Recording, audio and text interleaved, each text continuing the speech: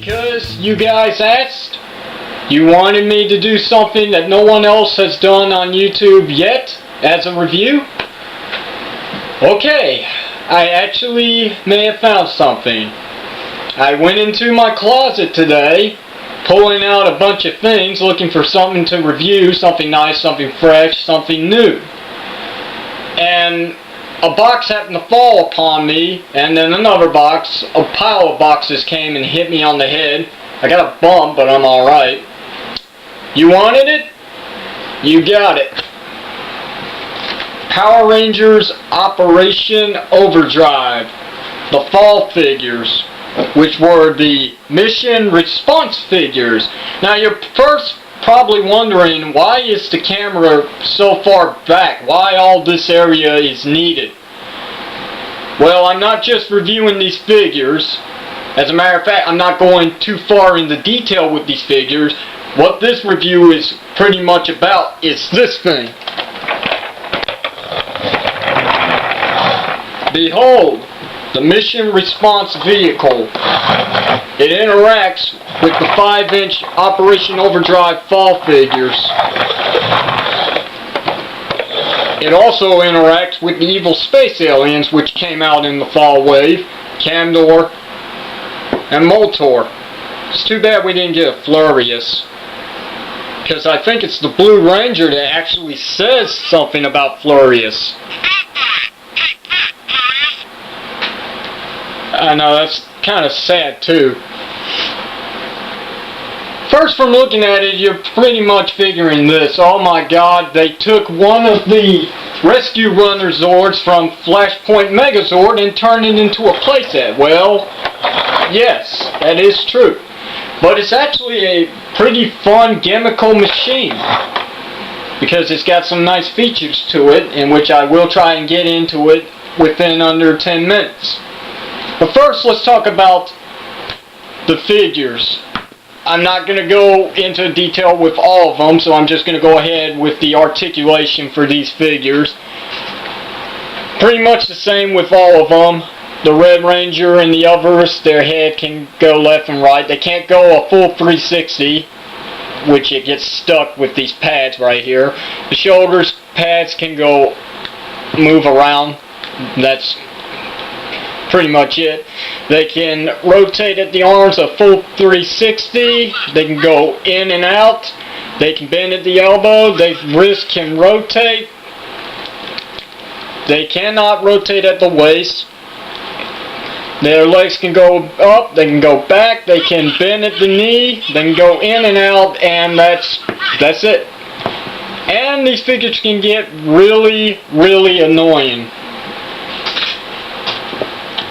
For Moltor, it's different. He doesn't have any sound gimmicks, which is fine with me.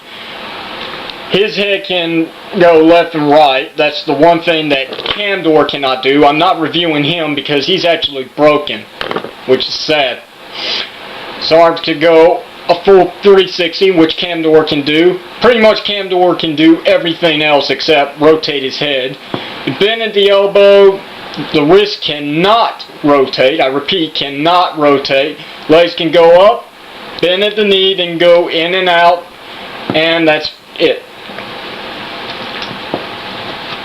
Camdor and Moltor both come with their signature weapons from the show, which is a big plus. So let's get these guys out of the way. And now, on to the mission response vehicle. Okay, I just realized that I've already killed a bunch of time, so I'm not going to be able to talk about the response vehicle just yet. So I'm going to go ahead and do some additional information on these figures. We've already gone through the articulation, so now I'm going to point out their gimmick. Simple. They talk. You just press their buckle. Overdrive accelerate! Drill blaster ready! Overdrive accelerate! And that's all Mac says. I think his name was Mac.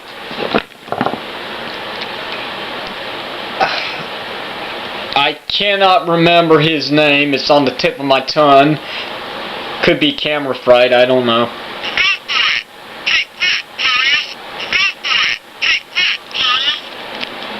And that's all the Blue Ranger says. in which he's the only one that talks about Florius, and it's still a shame we did not get a Florius figure. Transformation, go! Flavor time! Transformation, go! And that's all that Will says. I think his name was Will. Time to get to the girls. They do absolutely nothing. Bandai! Absolutely nothing. All they do is pose. I mean, isn't that what women do anyway? Just pose? Okay. Oh, I think this is nice, however, because they come with some kind of, like, gear that has absolutely nothing in the show.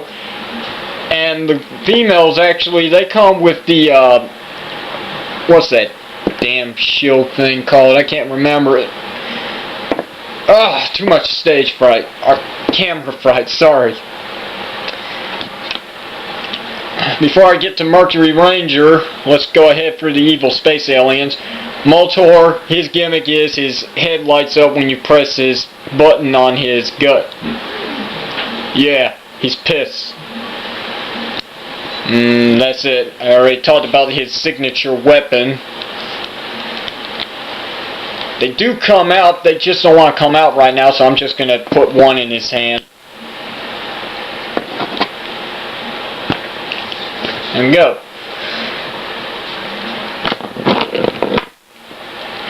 Camdor, on the other hand, like I said, his gimmick doesn't work. He's broken. His head doesn't rotate at all because it never did. These sides here were supposed to split apart, and it was supposed to reveal his face like the final episode of Operation Overdrive. Second to final episode of Operation Overdrive. But something happened, they messed up the gears, so it just wouldn't close. So it was, if I recall, I glued it. So yeah, it's my fault. He also has his signature weapons, in which they come out.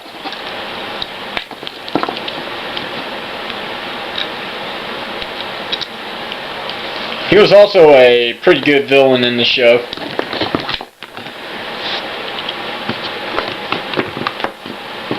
I think he was a villain for Will most of the entire season.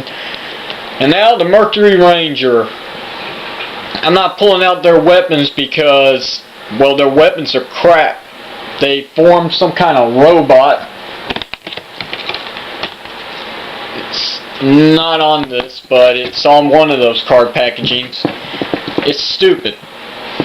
Anyway, he's not painted on the back either. That's Bandai! He does have a gimmick, however. You press his buckle,